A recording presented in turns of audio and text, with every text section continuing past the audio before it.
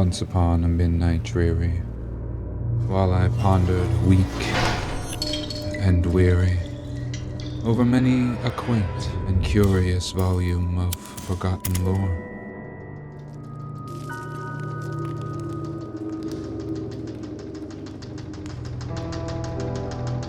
while I nodded, nearly napping, suddenly there came a tapping,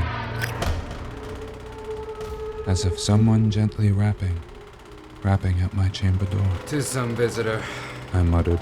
"tapping at my chamber door." Only this. And nothing more. Distinctly, I remember. It was in the bleak December, and each separate dying ember brought its ghost upon the floor. Eagerly I wished the morrow. Vainly I had sought to borrow from my books surcease of sorrow, sorrow for the lost Lenore, for the rare and radiant maiden whom the angels named Lenore, nameless here, forevermore.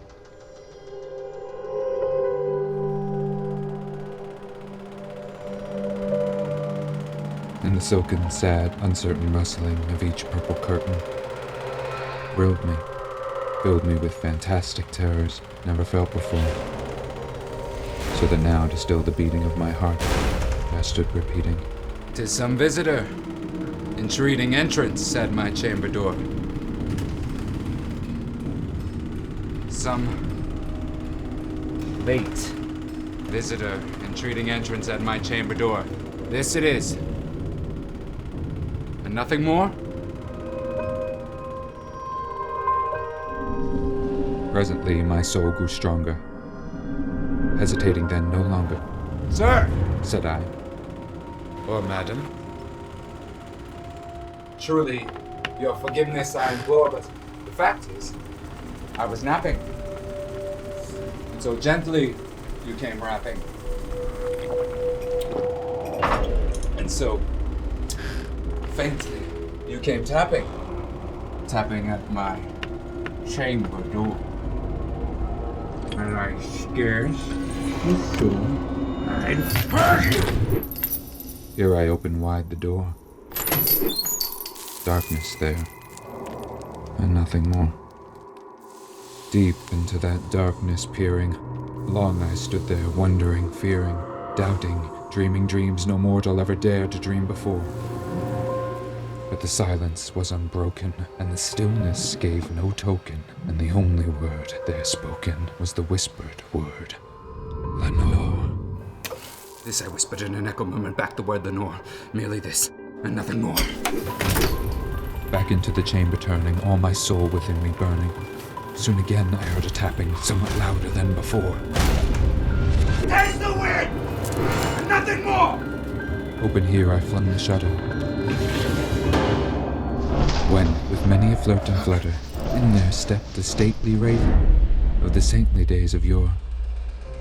Not the least obeisance made he, not a minute stopped or stayed he, but with mien of lord or lady perched upon my bust of Pallas, just above my chamber door. Perched and sat, and nothing more. Then this ebony bird beguiling my sad fancy into smiling, by the grave and stern decorum of the countenance it wore. "Though thy crest be shorn and shaven, I said, thou art short no craven. Ghastly, grim, an ancient raven, wandering from the nightly shore. Tell me what thy lordly name is on the night's Plutonian shore." Quoth the raven, "Nevermore." Nothing further than he uttered, not a feather then he fluttered, till I scarcely more than muttered, "Other friends have flown before. On the morrow he will leave me, as my hopes have flown before." Then the bird said, "Nevermore." Startled at the stillness by reply so aptly spoken, "Doubtless," said I. What it utters is its only stock in store, caught from some unhappy master, whom unmerciful disaster followed fast and followed faster, till his songs one burden bore, until the dirges of his hope that melancholy burden bore us never more. But the raven still beguiling all my sad soul into smiling.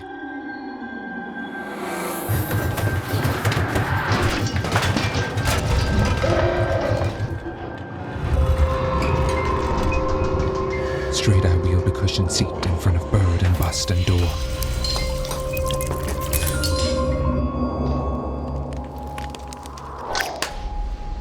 Then, upon the velvet sinking, I betook myself to linking fancy unto fancy thinking what this ominous bird of yore, what this grim, ungainly, ghastly, gaunt, and ominous bird of yore meant in crooking nevermore. This I sat engaged in guessing, but no syllable expressing to the fowl whose fiery eyes now burned into my bosom's core. This and more I sat divining, with my head at ease reclining on the cushion's velvet lining, that the lamplight gloated o'er, but whose velvet violet lining with the lamplight gloating o'er she shall press nevermore. Then methought the air grew denser, perfumed from an unseen censer, swung by seraphim, whose footfills twinkled on the tufted floor. I cried, Thy God has lent thee. By these angels he has sent thee respite. Respite! And nepenthe from thy memories of Lenore. Quaff!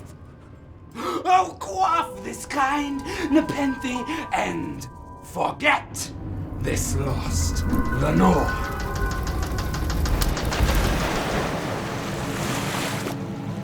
quoth the raven. Nevermore, Prophet, said I. think of evil. Prophet still, if bird or devil. By that heaven that bends above us, by that God we both adore, tell this soul, with sorrow laden, if within the distant Aiden it shall clasp a sainted maiden,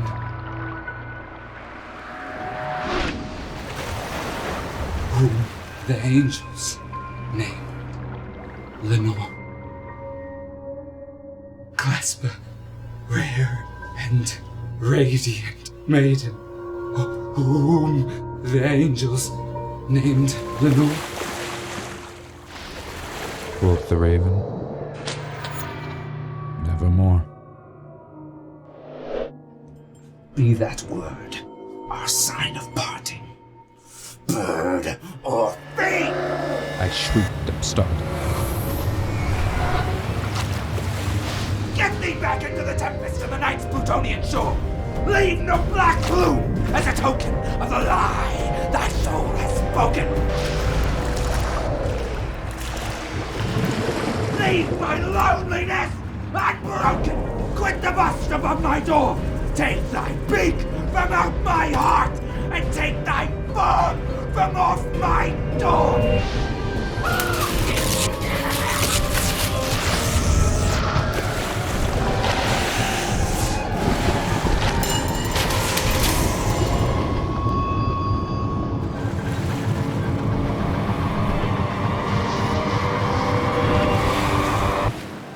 Quoth the raven. Nevermore.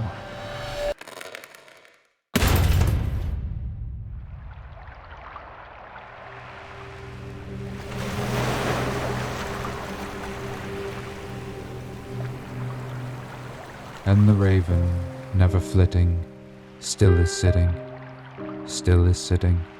on the pallid bust of Pallas just above my chamber door.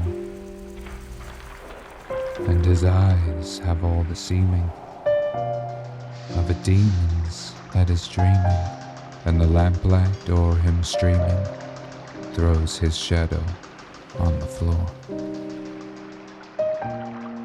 And my soul from out that shadow that lies floating on the floor shall be lifted nevermore.